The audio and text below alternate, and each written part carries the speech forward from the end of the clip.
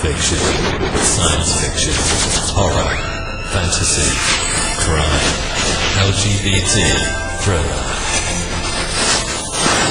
You have now entered the House of Mystery with your hosts, Eric Shapiro, David North Martino,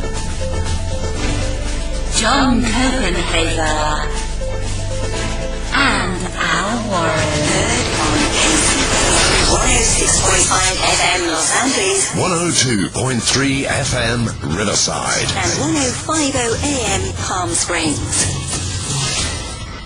Well, welcome back into the House of Mystery. I'm Al Warren. Now today, joining me, we've got a writer, returning author, and the new book is called Scorch Mark. So J.P. McLean, thank you for being here. It's my pleasure. It's fun to be back. Yeah. You notice, you see, I called you McLean, right? I didn't want to say McLean. Well, you did it right. You did McLean right.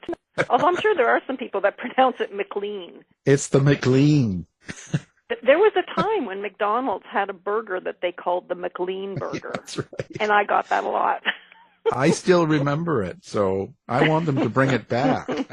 So when you write, I always wonder about this when people are writing a series like this. This is Dark Dreams series, and it's book 3.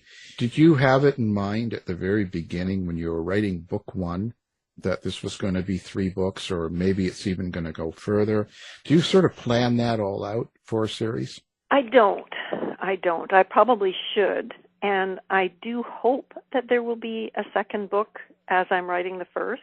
And sometimes I can see further ahead than that. In my last series, I think the last 3 or 4 books I saw all at once. But my goal is in making the book I'm writing be as entertaining and complete as I can. Because I like the first book especially to be totally standalone, no cliffhangers. So I don't do the business at the end that makes you think that there's something missing and you have to go read the next book. So I don't. When I was writing the first book, I did see the second book. So I started writing the second book, and I wasn't sure if there would be a third book because there needed to be enough for there to be a third book. And then an idea hit me, and I ran with it, and that ended up being the third book that just came out. So is it the character and what you want to do to a character, or 2 or several, or is it just the story and you're kind of throwing the characters into it? Like what is it that starts out when you said you had an idea? Oh, okay. Well, the idea, the books are all based on one character, the main character, whose name is Jane Walker, and she's born with a string of birthmarks around her body, blood red blood marks. And we learn in the first book, and it's hinted at even on the back of the book, that the marks are protecting her. And so I thought this would be really interesting if I gave those blood marks, or the protection of the blood marks, to the bad guys. So that was the idea when I was writing Ghostmark, that I thought I'm going to turn the tables on this and make it so that they've got to outsmart one another. They can't resort to shoot 'em up, bang, bang, killing one another, because they can't. They're protected with these marks. And that made it a lot of fun. That's really kind of a really kind of cool idea. It's almost like a sci-fi in a sense. I suppose. Like when you go back to the 60s, some of the old shows, they always sort of, quite often they had something like that. There was these unwritten things that you kind of just know. I guess sci-fi's not really it, but just sort of, it's very inventive. I like it. Oh, thanks. So you get a thumbs up here. So. Well, the good versus bad, or good versus evil, is always fun to play with, because there's so many things you can do with it.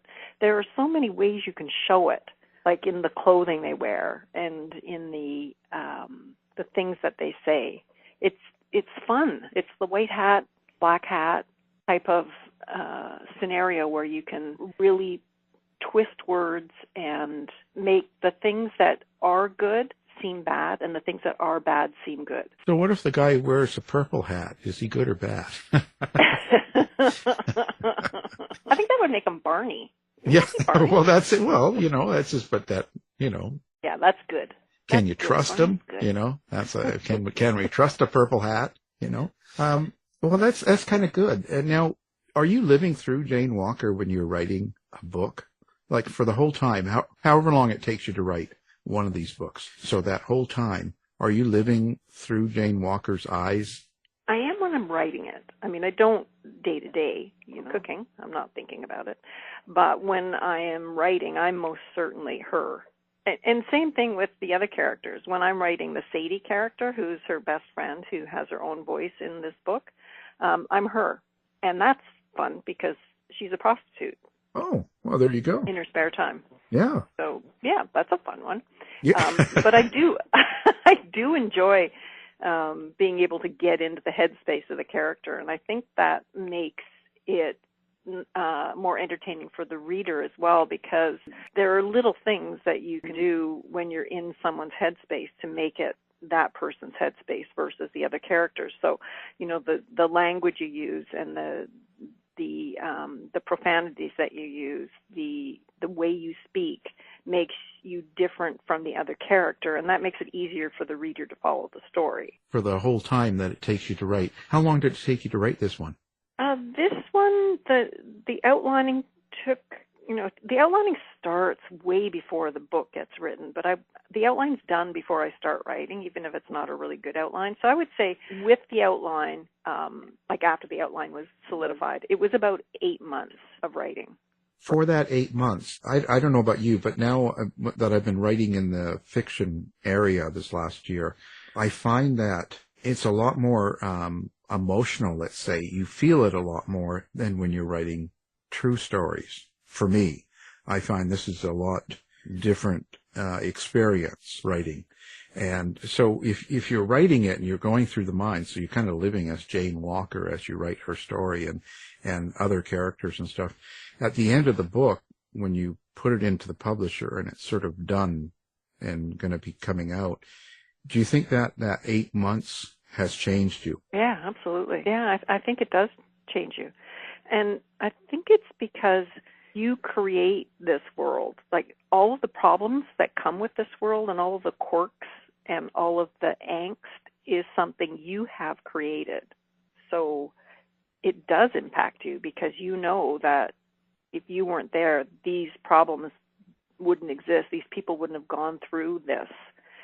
Oftentimes, it's quite emotional, and even if it's not to somebody else, but when you finish it, it's quite emotional, just in the sense that you're putting these people through hell, and that's your job as a writer in my kind of genre in any case, because you've got to make their lives as miserable as possible to make it entertaining. Isn't that a terrible thing to say? I was going to say, what a meanie. But it's kind of true. If everything is all, sunshine and rainbows, it's probably not a supernatural thriller. In order for it to be a supernatural thriller and suspenseful, you've got to have a lot of nasty stuff happening. You should be J.P. McLean. Well, maybe I am, but some people. Yes, you could write certain books under the McLean label. Oh, wouldn't that be funny? I could have a whole bunch of personas with the Mac in front of it. Yeah, just think about it. This is we've got a whole new outlook here for you here. Yeah. This is going to be Mac wild. Romance, Mac Sanderson, Mac Me. Mac tonight. Make it Mac. Yeah, see, you got lots of stuff going on. Did you come up, again, I like to see this.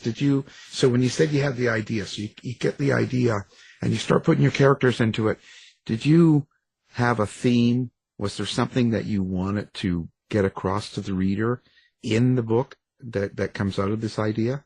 Not that comes out of that idea, but and it's interesting because I think a lot of times themes don't really show themselves until after, when the book is finished. And the theme, I would say in this one, is family. And I know that does not go with what I just said earlier about making things so nasty, but the main character was abandoned at birth. And all through the 3 books, but culminating in this 3rd book, the notion of family and what it means, and the family you're born with versus the family you make for yourself, that would be the theme. And it's the sacrifices you make to maintain or destroy those families that is the crux of this And I know that doesn't sound like when you read the back of the book, that is not what you read. But I think that that's what it is. So you're lying to people. You write something on the back of the book, and when they get it, they get something different. No, it's the theme. It's like it's going to grab you. When you're done, you're going to say, okay, it was a really great ride. Because, of course, they're going to say that. It's my book, right?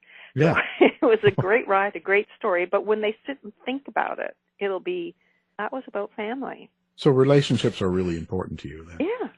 All the books have really strong relationship elements. Loyalty is important to me, and I think that comes through in spades. So a lot of you is in these characters as well. So you're not just living out Jane Walker, let's say, or Sadie. You are actually putting yourself into them as well. Yeah, a little bit. I think it's kind of hard not to when you're writing, because your stories are the culmination of who you are, and things you've been through inform your characters and your stories. So I do think that there is a little bit of everybody who writes in their characters.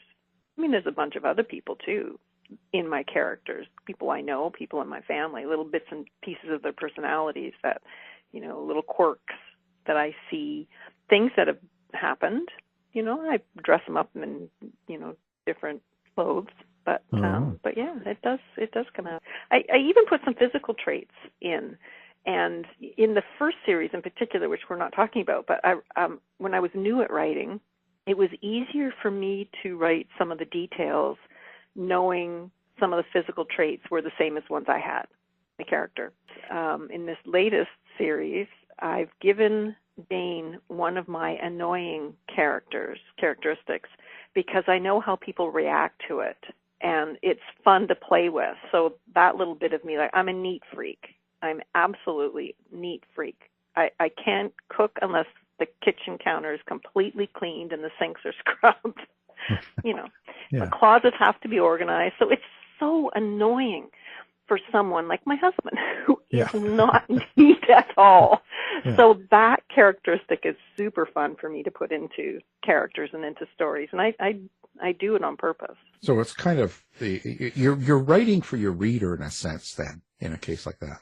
Well, yeah, you do, and I like to think that when I'm writing, I pick somebody, and it's usually my sister I pick, and I'm thinking I'm writing for her. This story is for her and everyone else who's like her. Well, we have her on the other line right now. Do you? She's got something to say. Tell me that. She's got something to say about this right now. She's not happy. Well, I had a really funny thing happen in my family at home in Ontario. We rarely swear. We never say that F word, never. But it's in my books. And I've recently been toying with narrating these books myself. And so I took a short course on it and learned how to do it and got the equipment and did a test run with the first chapter. And not even thinking about it, I sent it off to my beta readers and asked for their feedback. And I also sent it to my sister, the one who reads my books. And I asked her to play it for my parents, who live next door to her. And they're not as savvy with computer equipment as she is. So she calls me a couple of days later and says, well, Mom and Dad were over, and I played your recording. And she says, I thought it was maybe you were speaking a little too quickly. And her girlfriend was also there, and the girlfriend thought I was speaking a little too slowly. Mom thought it was very, very good. Of course. And my father wondered who the narrator with the sailor mouth was. I had totally forgot that was in there, and then I was embarrassed. Oh no! Oh no! That's stuff you don't want parents to see that. No, I know. Oh, my poor parents! They put up with a lot. Yeah, my God. See, and they tell you they're not savvy. It's because they don't want to hear this sort of foul language. My God. Well, I got to say that word did slip out one time when I was talking with my dad, and he, honest to God, stopped mid-stride and looked at me. I said, oops, I'm sorry. Yeah, it's funny how that is, Each generation seems to get a lot looser with language, Oh, my goodness, yeah. Yeah, that's true. Yeah. You always say supernatural thriller. Why is it driven by the supernatural? Oh, I love that part of it. And I've loved that from a very young age. I like the concept that we don't know everything yet, and that there could be abilities we don't know we have. So I play with that. And in the first series, I went over the top, flying and telekinesis and that stuff. But I find it fascinating, and I love the possibility. I go there all the time. I remember when I was a kid, I read The Chrysalids. Oh, John Wyndham, that's his name, John Wyndham, and that the whole idea that you could speak with your mind without using words and just mind speak telepathically. Right. I found that fascinating, and so that was the start of it. I've been drawn to the idea that people can fly, or the idea that people can move things with their minds. And I just find it really super interesting, and therefore I put it in my books. Where do you draw the line, or do you? Like, are you just kind of using what's been kind of mainstream in a sense of, like the, moving things with your mind or speaking with your mind and stuff like that? Are you kind of taking what's already out there, or do you create some of your own? I'd like to think I've created some of my own, but I sincerely doubt it. There has been so much written.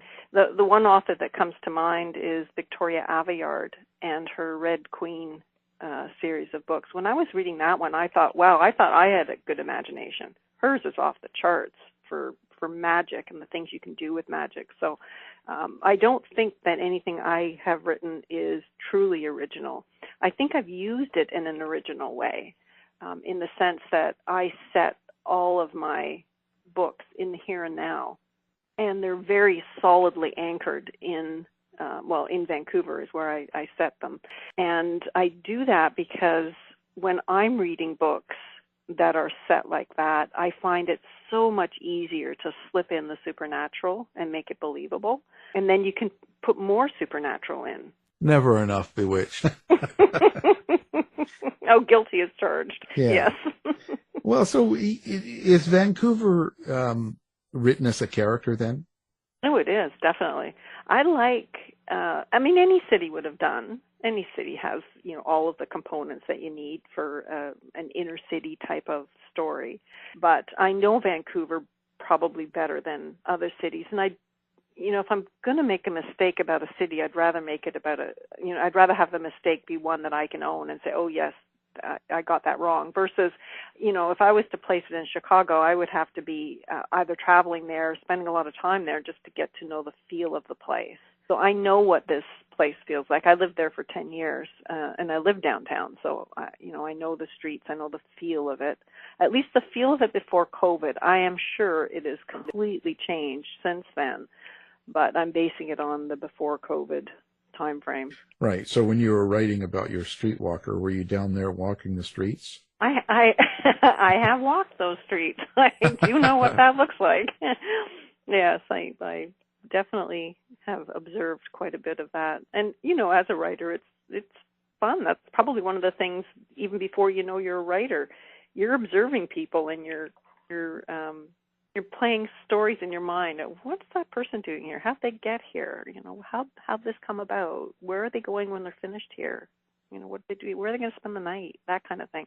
Wow. So if people are walking around Vancouver and they see you, they should sort of probably run away. Or introduce themselves. They put them in the book using their name. they'll be next in the book. How do you rate the evil person? The evil character, or the ones that are trying to do, let's say they're setting up the tension, the ones that we should be scared of the most? Those characters are the people in my life that have irritated me or tried to hurt me. Talking about your husband again? Never. No. But I think back to former colleagues, bosses, sometimes friends, schoolyard bullies, sometimes movies. You get some ideas from watching movies and reading other books. But I think the arrogance of people is one of the things that I typically will put into my bad person. there's usually a sense of arrogance and rightness, that they think that they're right. Yeah, you kind of have to. I think you have to show that side because you want the reader to understand why they're doing what they're doing, I think. Because they got to understand that. They got to know why. I mean, otherwise it becomes very, the character becomes very blah if they're just a killer, or nothing else. Yeah. So, do you like writing your bad people? I do. The best part of writing the bad people, well, actually, the best part of all of it, but the bad people in particular, is the dialogue, because I get to pick what goes in their mouth, what they say. And I love being able to develop character through the way they say things, the words they use, the punch of the words, like whether or not you're going to put a period after every word in "I'm not going there." That type of visual in the writing that portrays character is fun. I do find that fun. You just like being able to swear. I love being able to put words in people's mouths. I think back to all the arguments you've had in your life, and you never get the exact right retort at the right time. And when you're writing, you can do that. Right. It's always perfect timing, and the retort is just wonderful. So are you one that has to be in a certain location when you're doing these books? I wouldn't say I'm one that has to be. It's just that I don't generally go anywhere. So I am. So you're always there. I usually sit in the same spot because it's just where all my stuff is, handy mug and my reference material and such. And if I'm not writing here, I have on occasion been at my sister's house, and I just find a quiet corner. That's the only thing I really need is quiet. Otherwise, I can write anywhere, but I do have my favorite spots. The other thing I do is I have different spots for different writing, and I think that's because when I'm in my creative mood, I'm in one spot, and if I was to start doing my marketing type things, I don't know, maybe it's just a mental thing. It doesn't flow as well. Like I can't do my creative stuff where I'm doing my marketing stuff. I can do it the other way around. But my creative stuff, it's almost like I've created a little corner in a room that's only for creative thinking. There's no internet, there's no radio. It's just quiet in that little corner. And when I'm doing my marketing kind of things, I can have music on. The TV can be going in the background. It doesn't really bother me. I can sit there and my things that I need to do, but not my creative stuff. That's kind of like a sacred little spot that I cordoned off. And when I'm in my sister's house, same thing. As long as it's quiet, I can do it. And that's where the bodies are, right? The dead bodies. In the backyard. Yeah. What is mood important to you then? Can you just go about this writing thing anytime, or do you have to put yourself in a certain mood or be in a mood, or it just doesn't work all the time? No, I can pretty much put myself in the mood for it, but I do notice things. Like, for example, it's really difficult to write a heavy fight scene on a brilliant, sunny, warm day, and on a miserable winter rain, leaf throwing when the leaves are sticking to the windows because the wind's so bad and the rain's bad. It's hard to write a happy, upbeat scene. You really have to work harder on those days. And it's just perfect if when it's crappy out, you're writing a really tough scene. It just adds to it. Do you ever write, is there, let's say, is there a lot of violence in your books, or do you write violence in the book? I do. Are you conscious of it then? Are you thinking about how you write it for the reader, or do you just kind of go with what you feel is right? I go with what I feel is right. I'm usually in that character's head, so if there is violence happening, they're probably defending themselves. Oh, so you say. Yeah. That's what that character would think at the time. So it's not. They have to do as much as they have to do to get themselves out of whatever situation they're in. And sometimes it's not much. Sometimes they just have to be clever and think clever and do something clever. And other times they actually do have to, grab the knife. And this character, she keeps a knife in her boot because she grew up on the street, so she's familiar with knives. Is that where you keep yours? I do. Oh, I could see it. It surprises my friends, and that's a hoot. That is such a hoot, because friends that go, I didn't know this about you.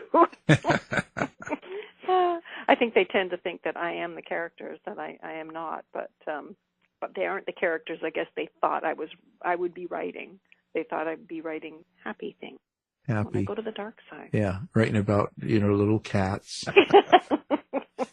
being all happy, and that's one thing I never write about. I do not write nasty things about animals. Like, I can't go there. That's just so awful because I'm a pet lover. Yeah. No, I agree. Actually, and it's a turn off for me. It's a turn off all the way around. Like if I get a book, or even if I'm watching a show, and if it's something that's really awful to an animal, I usually go off of it. Then it turns me off of it.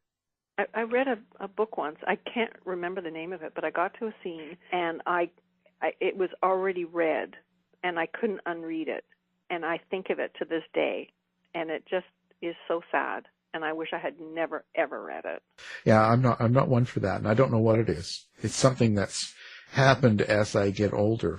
Maybe I'm just getting old and soft. I don't know. Maybe that's it. That's it. I don't know. I don't like it. So what do you you don't know if you're going to do a book 4 then at this point, or do you? At this point, I'm not going to do a book 4. And the reason I'm not doing a book 4 is because I've been contemplating, and a bunch of witches have been kind of nagging at me. They want me to get back into more magic. So okay. I am jotting down. I'm at the outline stage for a book about witches and warlocks, and I'm trying to. Well, I'm not trying to. I will find a different take on witches and warlocks, because I don't want to redo things that have already been done. I want to put a new twist on witches and warlocks, and that's what I'm working on. Okay. So they're going to you're going to have a group of witches and warlocks that are running a spa. Oh God. Well, that's funny. I have no interest in writing werewolves or vampires. I don't know why. It just doesn't interest me. But the warlocks and witches, that's got potential. Oh, well, there you go. So what happens to these characters then? So you're not going to write a book 4. So what's going to happen with these characters that you've spent all this time with? Well, there may be a book 4, but not right away. It is the same with the first series. I mean, it's finished as well. Like, I think it's wrapped up really nicely. I could go back, and I mean, there's so many things this character can do, because she's part of her thing. She's got these marks protecting her because she sees the past. She has the gene that allows her to witness past events, and she's charged with righting the wrongs that she sees. So there's tons of potential for her to continue on. It's just that at this time, I'd like to start something fresh. Right. Yeah, and it is really wrong to wear old jeans that you used to wear 20 years ago. Well, the other interesting thing about series, I've written 2 series. I've written 10 books, but they're in 2 series. So I'm always talking about usually the first book. So really, it's 2 books that I talk about the most, the first in series of these books. So the more series I have, or the more first books I have, the more interesting my writing life is, because I can then pick more. Okay, I'm going to write another Bloodmark book. I'm going to write another gift book, or maybe I'm going to write another witch book. But it gives me more options down the road for what I'm going to write next. So these characters, they're still there, but you just don't think about them? They disappear? And when you go back to a character, have you ever done that? Go back to someone that you've written years later. Do you have any difficulty picking up? I've not done that yet. So time will tell, I suppose. It is, I do leave them behind. I have to. And in like the first series, there's 7 books. I knew that that main character. It was written in first person. I knew her inside and out, and breaking from her was necessary in order to write a different character and make it sound different. I didn't want people who read the first series to pick up the next series and say, "Oh, this is the same girl, just in a different set of circumstances." So I think it's important that you do distance yourself. For me, I have to distance myself from the characters in my existing characters in order to create a new one. So you just use them and then dump them. Yep. I'm awful that way. Wonderful. Nice. So, so where are you going to go next? Like, what's up for JP next?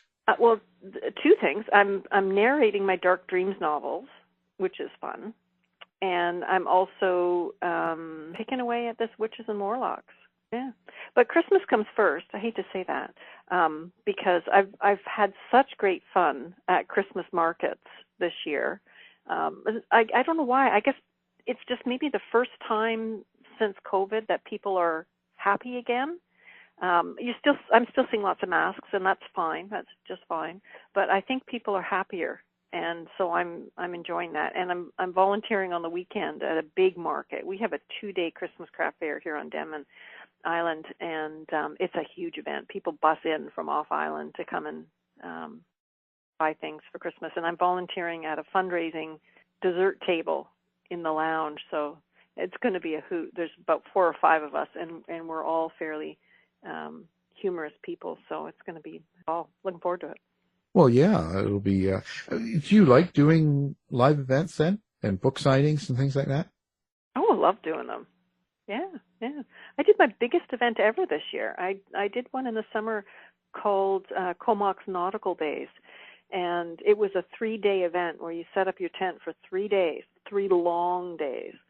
But I sold more books than I've ever sold before in one event, and that was phenomenal. It was 140 some books. Wow! So lots of talking to brand new people that I have never met before, and then I was able to send them. They may pick up the first in series like they all do, and then I can send them to local bookstores for the next in the series, and that helps the local bookstores out too. Yeah, no, it's good stuff. It's tiring. The live events, mentally tiring. Physically too. Like, geez, sometimes you just have to take your shoes off and wander around barefoot just because your feet are sore, or sit down because your back is sore. Yeah. Yeah. Well, I always just sit up with my feet up, and anybody brave enough to come by and buy a book, then hey, so it's all good. You're happy with the publishing world the way it is now? I've kind of made my spot in it. Yeah. I think that it's going to be continuously changing. I think that the whole idea of books written by artificial intelligence is challenging. I mean, not challenging from a writer's perspective. I think more about the readers who pick these books up unknowingly or unwittingly, and they open them up and start reading them, and it's garbage. And I think that that's going to somehow come to a head and be fixed, hopefully. Yeah, I don't quite get it. I don't understand how anything I've seen by AI seems to be very, it's not very good. I don't know. It's choppy. It's not really good stuff. So I don't know. I mean, I think there's a place and a purpose where you can use it, and I've certainly used it.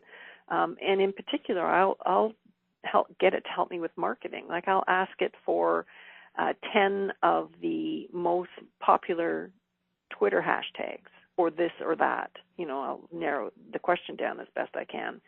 And that saves me a lot of work, and you can ask it to, come up with put your next blog post in and say, give me a 3-word or 4-word or 5-word title that is search engine optimized. That stuff is super helpful and saves an awful lot of time. But when I read short stories, even back of book descriptions, they're missing something. I think they're a great starting place. And then you have to really, really work on fine-tuning them, honing them in.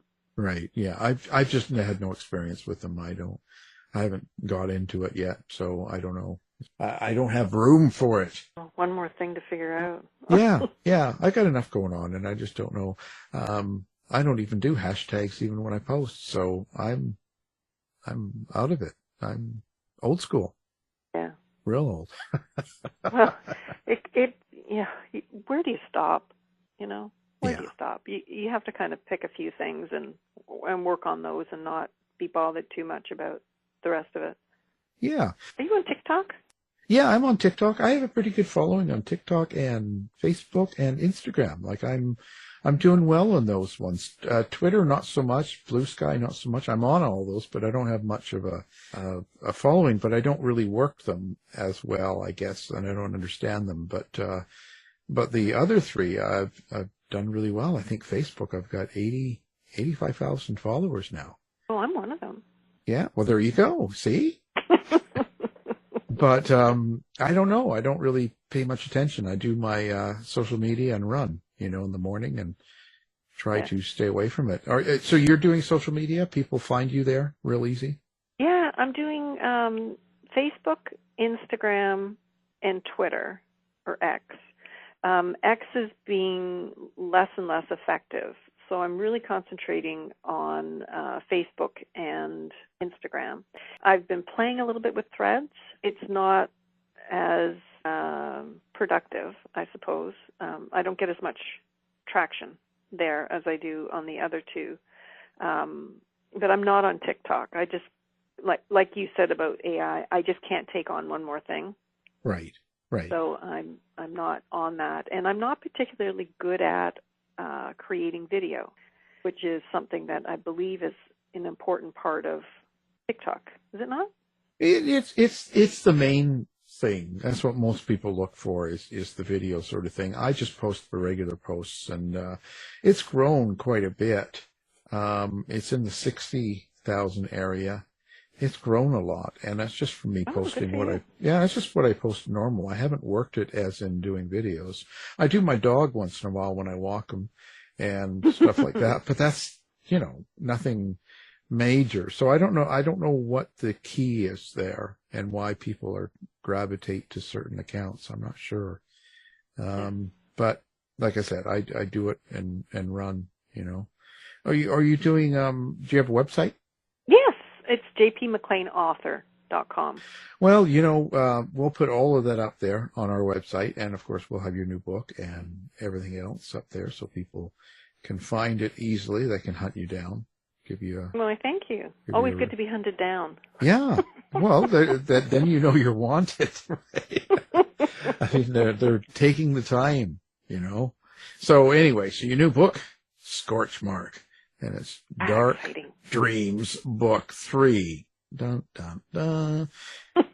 J.P. McLean, thank you for being here. It's been a pleasure. Always nice to chat. You've been listening to the House of Mystery radio show. To find out more about our guests, hosts, or shows, go to www.houseofmystery.com. Show's over for now. Was it as good for you as it was for me? Yeah. Good night. This has been a production of Something Weird Media. I'll be back.